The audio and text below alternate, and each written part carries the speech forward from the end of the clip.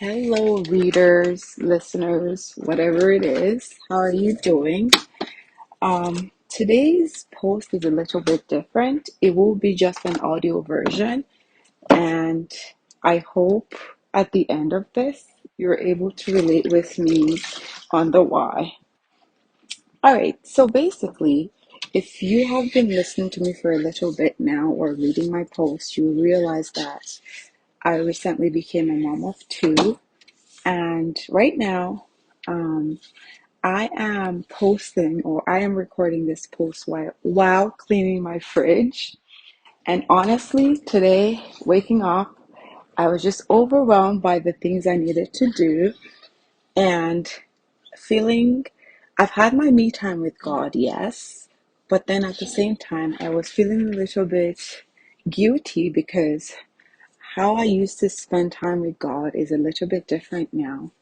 And you know what? The Holy Spirit quickly snapped me out of it. And I wanted to talk about or rather, that expectation that we have of ourselves, of this is how things should be, or this is how I should be doing things, or spending time with God, or this is how I should pray, right? So I'm just here to just chat with you guys a little bit about that.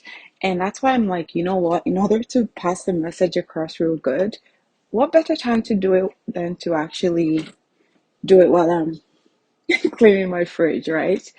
So, anyways, for me, if you've known me for a bit, my I used to wake up at 4:30, do the whole routine, spend time with God.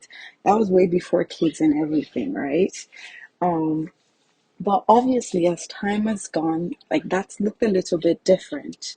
And for me, I'm very structured, and some would say I'm rigid, and I agree with that.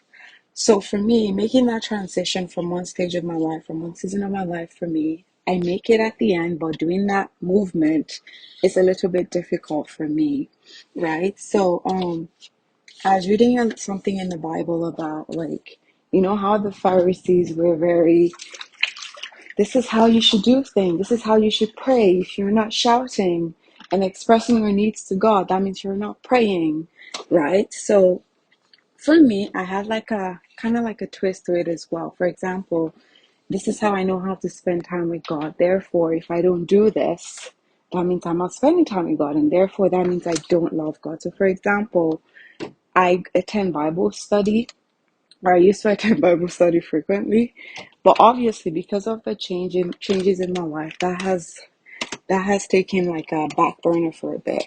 That's not to say I don't spend time with God. I still do. It just looks different. And for me, I had to come to terms with the fact that yes, spending time with God looks different now, but that doesn't mean I don't love Him. And I'm posting this. I honestly wasn't going to post anything in June because I'm like, I don't have time to type. I don't have time to sit down to type. But I'm like, why do I have to do the contemporary way of like posting a blog?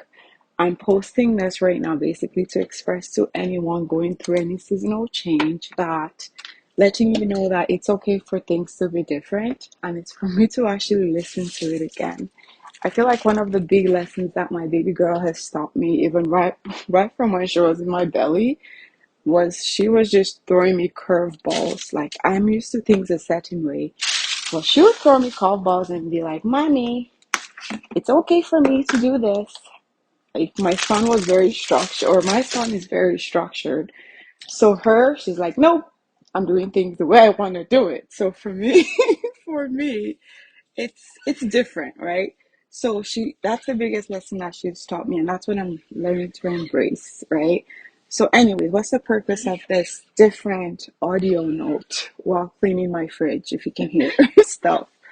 It's to let you know that um, if you're going through a seasonal change and you're battling with guilt of like, oh, this is not how I used to do things, or this is not how I spend time with God, does that mean I don't love Him as much anymore?